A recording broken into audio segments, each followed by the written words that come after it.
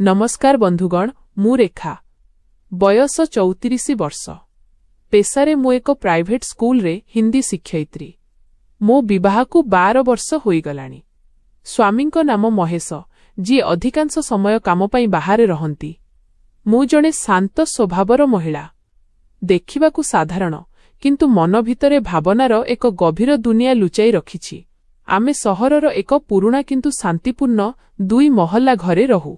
उपर महलारे आमे रहू एवं तळ महलाकू भड़ारे देइछु। एही तळ महला ही एही कहानीर कारण साजिला।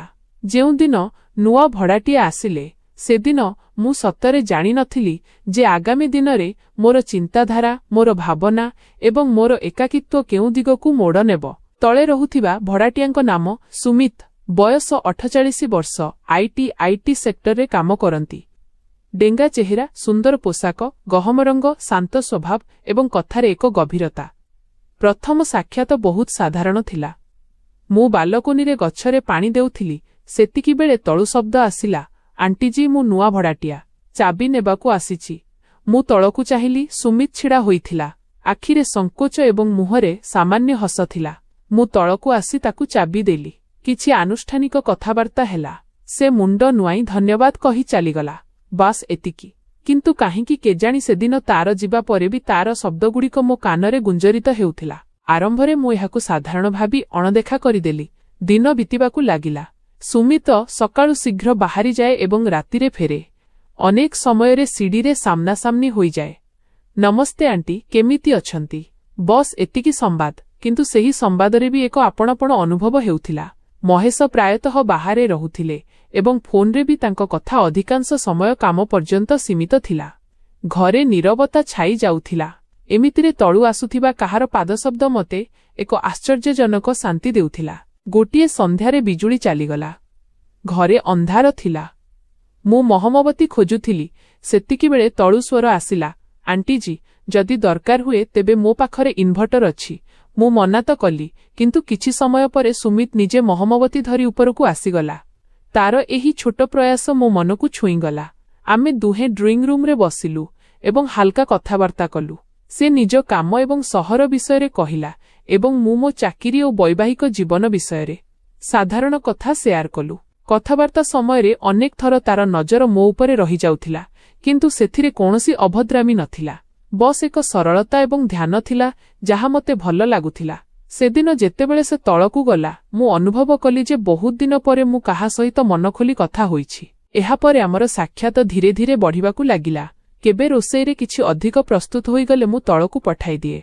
केबे से बाहारु परिबा किंबा फळ धरी आसे एवं कहे, आंटी आपणको पई नेई आसीछि। मोर मने अछि दिने स्कूल रु फेरी मु बहुत थकी जाइथिली। गोड़ बिंधा हेउथिला। मु बालकोनी रे बसिथिली। सेतिकी बेले सुमित उपरकू चाहि पचारिला, सबु ठीक अछि तो आंटी। मु केवल हसी हाँ कहिली किंतु तार नजर जेमिति मो मुहर थकापण पढ़ी नेउथिला। किछि समय परे से तळु चा धरी आसिला एवं कहिला, आपण विश्राम करंतु। मते खुशी लागिबो जदि आपण चा पी दियंतु। सेही मुहूर्तरे मते आंटी शब्दरे भी एक आपणपण अनुभव हेला जेमिति केही जणे मोर जत्न नेउछि। धीरे धीरे मोर दैनंदिन जीवन रे तार उपस्थिति सामिल हेबाकू लागिला।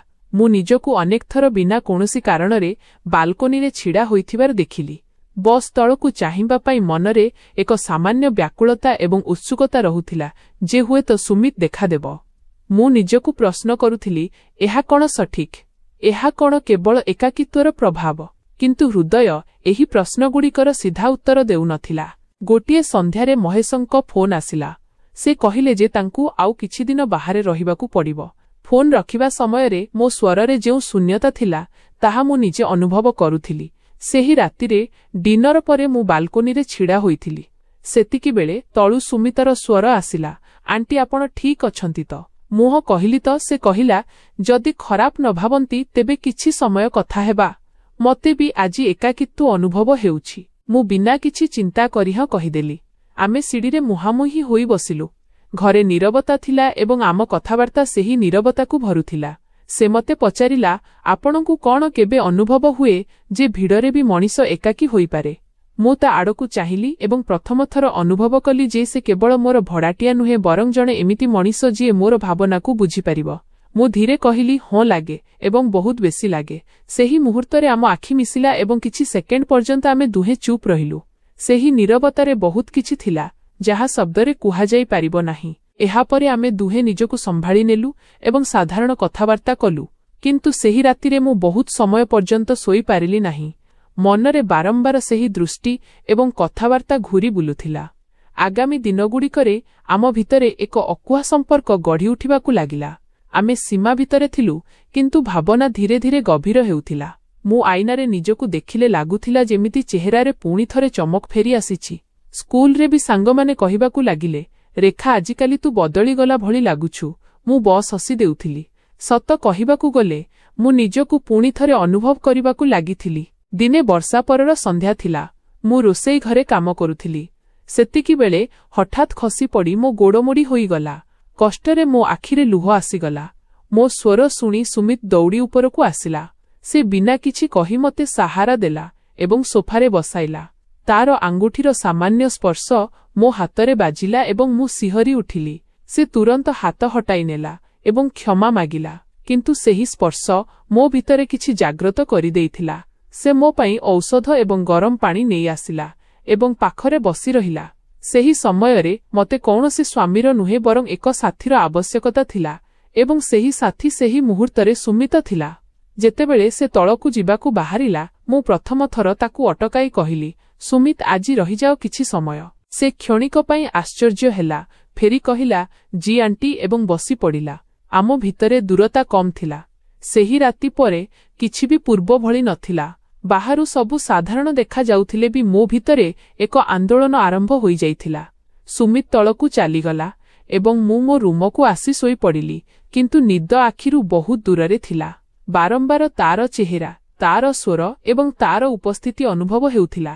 ମୁଁ ନିଜକୁ ବୁଝାଇବାକୁ ଚେଷ୍ଟା କରୁଥିଲି ଯେ ଏସବୁ ଭୁଲ। ମୁଁ ଜଣେ ବିବାହିତା ମହିଳା। ମୋର ଏକ ମର୍ଯ୍ୟାଦା ଅଛି। କିନ୍ତୁ ହୃଦୟ ଏହି ତର୍କରେ ସହମତ ନଥିଲା। ସକାଳେ ଉଠି ଆଇନାରେ ନିଜକୁ ଦେଖିଲି। ଆଖି ତଳେ ସାମାନ୍ୟ ଥକାପଣ ଥିଲା, କିନ୍ତୁ ଚେହେରାରେ ଏକ ଅଜବ ଚମକ ବି ଥିଲା। ଯେମିତି ବହୁତ ସମୟ ପରେ ମୁଁ ନିଜକୁ ପୁଣି ଥରେ ଅନୁଭବ କରିଛି। ଜଳଖିଆ ତିଆରି କଲାବେଳେ ତଳୁ ସୁମିତ ବାହାରିବାର ଶବ୍ଦ ଆସିଲା। ମୋ ମନ ହେଲା ବାଲକୋନିକୁ ଯାଇ ଦେଖନ୍ତି, କିନ୍ତୁ ମୁଁ ନିଜକୁ ଅଟକାଇଲି। କିଛି ସମୟ ପରେ ସେ ଉପରକୁ ଆସିଲା। ଆଣ୍ଟି, ଗତକାଲି ରାତି ପାଇଁ ଧନ୍ୟବାଦ। ତାର ସ୍ୱରରେ ସଙ୍କୋଚ ଥିଲା। ମୁଁ ବସ୍ମୁଣ୍ଡ ହଲେଇଲି ଏବଂ କହିଲି, କିଛି କଥା ନୁହେଁ। ଦୁହିଁଙ୍କ ନଜର ମିଶିଲା ଏବଂ ତୁରନ୍ତ ହଟି ବି ଗଲା। କିନ୍ତୁ ସେହି ଏକ ମୁହୂର୍ତ୍ତରେ ଯେଉଁ ଅନୁଭୂତି ଥିଲା, ତାହା ହୃଦୟର ସ୍ପନ୍ଦନ ବଢ଼ାଇଦେଲା। ଦିନ ଏମିତି ବିତିବାକୁ ଲାଗିଲା। ଆମର କଥାବାର୍ତ୍ତା ଏବେ ପୂର୍ବ ଅପେକ୍ଷା ଟିକେ ଗଭୀର ହୋଇଯାଇଥିଲା। ସେ ମୋର ଦିନ ବିଷୟରେ ପଚାରୁଥିଲା, ମୁଁ ତାକୁ ତାର କାମ ବିଷୟରେ ପଚାରୁଥିଲି। ଅନେକ ଥର କଥା ହେଉ ହେଉ ନୀରବତା ଆସିଯାଉଥିଲା ଏବଂ ସେହି ନୀରବତା ଆମକୁ ଅସହଜ ନୁହେଁ ବରଂ ଶାନ୍ତି ଦେଉଥିଲା। ମହେଶଙ୍କ ଫୋନ୍ ଏବେ ଆଉ ଅଧିକ ଆନୁଷ୍ଠାନିକ ଲାଗୁଥିଲା। ମୁଁ ତାଙ୍କ କଥା ଶୁଣୁଥିଲି, କିନ୍ତୁ ମନ କେଉଁଠି ଅଟକି ରହୁଥିଲା। ଦିନେ ସ୍କୁଲରୁ ଫେରି ମୁଁ ବହୁତ ବିରକ୍ତ ଥିଲି। ପିଲାମାନଙ୍କ ଦୁଷ୍ଟାମି ଏବଂ ଷ୍ଟାଫ୍ମାନଙ୍କ ରାଜନୀତି ସବୁ ମିଶି ମୁଣ୍ଡ ଭାରି କରିଦେଇଥିଲା। ମୁଁ ଚୁପଚାପ ସୋଫାରେ ବସିଥିଲି। ସେତିକିବେଳେ ସୁମିତ ଉପରକୁ ଆସିଲା। ସେ ମୋ ମୁହଁ ଦେଖିଲା ଏବଂ ବିନା ପଚାରି ପାଣି ଗ୍ଲାସ୍ ମୋ ଆଡ଼କୁ ବଢ଼ାଇଦେଲା। ସେ କହିଲା, ଆପଣ କିଛି ଠିକ୍ ଲାଗୁନାହାନ୍ତି। ମୁଁ ପ୍ରଥମ ଥର କାହା ସାମ୍ନାରେ ମନ ଖୋଲି କହିଲି, ଆଜି ମନ ବହୁତ ଭାରି ଅଛି। ସେ ମୋ ସାମ୍ନାରେ ଚୌକିରେ ବସି ପଡ଼ିଲା ଏବଂ କହିଲା, ଯଦି ଆପଣ ଚାହାନ୍ତି ତେବେ କିଛି ସମୟ କହିଦିଅନ୍ତୁ, ମୁଁ ଶୁଣିନେବି। ସେହି ମୁହୂର୍ତ୍ତରେ ମୋତେ ଲାଗିଲା ଯେମିତି କେହି ଜଣେ ମୋ ଭିତରେ ଜମି ରହିଥିବା ବର୍ଷ ବର୍ଷର ନୀରବତାକୁ ଭାଙ୍ଗିବାକୁ ଅନୁମତି ଦେଇଛି। ମୁଁ କହିଚାଲିଲି, ମୋର ବିବାହ, ମୋର ଏକାକିତ୍ୱ, ମୋର ଇଚ୍ଛାଗୁଡ଼ିକ ବିଷୟରେ ଯାହାର କେବେ ଚର୍ଚ୍ଚା ହୋଇ ନଥିଲା। ସେ ବସ୍ ଶୁଣୁଥିଲା। ମଝିରେ ମଝିରେ ସାମାନ୍ୟ ହସ କିମ୍ବା ସମ୍ମତିରେ ମୁଣ୍ଡ ହଲେଇବା, ଏତିକି ହିଁ ତାର ପ୍ରତିକ୍ରିୟା ଥିଲା। ଯେତେବେଳେ ମୁଁ ଚୁପ୍ ହେଲି, ସେ ଧୀରେ କହିଲା, ଆପଣ ଯେମିତି ବହୁତ ଭଲ ଏବଂ ଆପଣଙ୍କର ଏହି ଅଧିକାର ଅଛି ଯେ କେହି ଜଣେ ଆପଣଙ୍କ କଥା ଶୁଣୁ। ତାର ଏହି କଥା ମୋ ହୃଦୟକୁ ଛୁଇଁଗଲା। ସେଦିନ ପ୍ରଥମ ଥର ମୋତେ ଲାଗିଲା ଯେ କେହି ଜଣେ ମୋତେ ବିନା ଜଜ୍ କରି ବୁଝୁଛି। ଏହାପରେ ଆମ ମଧ୍ୟରେ ଏକ ଅଘୋଷିତ ସମ୍ପର୍କର ଗଢ଼ି ଉଠିଥିଲା। ଆମେ ନାମ ଦେଉନଥିଲୁ, କିନ୍ତୁ ଅନୁଭବ କରୁଥିଲୁ। ମୁଁ ଏବେ ଜାଣିଶୁଣି ତାର ପସନ୍ଦର ଖାଦ୍ୟ ତିଆରି କରୁଥିଲି ଏବଂ ସେ ବି ଏହି କଥା ବୁଝୁଥିଲା।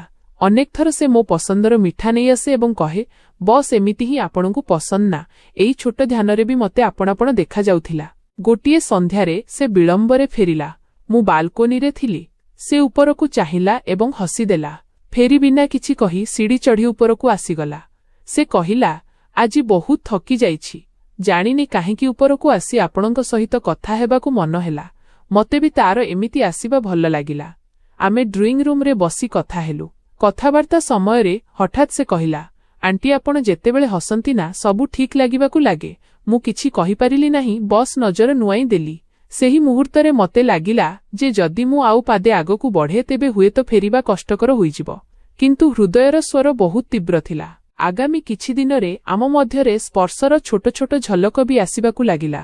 କେବେ ସେ ଚା କପ୍ ଧରାଇବା ବେଳେ ଆଙ୍ଗୁଠିକୁ ଛୁଇଁ ଦିଏ ତ କେବେ ମୁଁ ତାକୁ କିଛି ଦେଲାବେଳେ ହାତ କିଛି ସମୟ ରହିଯାଏ। ଏସବୁ ଅଜାଣତରେ ହେଉଥିଲା, କିନ୍ତୁ ପ୍ରଭାବ ବହୁତ ଗଭୀର ଥିଲା। ଦିନେ ମହେଶଙ୍କ ମେସେଜ ଆସିଲା ଯେ ତାଙ୍କୁ ଫେରିବାରେ ଆହୁରି ସମୟ ଲାଗିବ। ମେସେଜ ପଢ଼ି ମନରେ ଶୂନ୍ୟତା ସ୍ଥାନରେ ଏବେ ଅପରାଧ ବୋଧ ବି ଆସିଯାଇଥିଲା। କିନ୍ତୁ ସେହି ସମୟରେ ସୁମିତ ତଳୁ ସ୍ୱର ଦେଇ କହିଲା, ଆଣ୍ଟି ଯଦି ଫ୍ରି ଅଛନ୍ତି ତେବେ କିଛି ସମୟ ସାଙ୍ଗରେ ବସିପାରିବା। ମୁଁ ବିନା ବିଳମ୍ବରେ ହଁ କହିଦେଲି। ଆମେ ତଳେ ତା ରୁମରେ ନୁହେଁ ବରଂ ସିଡ଼ି ମଝିରେ ଥିବା ଛୋଟ ପ୍ଲାଟଫର୍ମରେ ବସିଲୁ, ଯେଉଁଠି ପ୍ରାୟତଃ କେହି ଆସନ୍ତି ନାହିଁ। ସେଠାରେ ବସି କଥା ହେବା ଏବେ ଆମକୁ ସୁରକ୍ଷିତ ଲାଗୁଥିଲା। ସେ ମତେ ପଚାରିଲା, କ'ଣ ଆପଣଙ୍କୁ କେବେ ଡର ଲାଗେ? ମୁଁ ସତ କହିଲି, ହଁ ବହୁତ ଡର ଲାଗେ।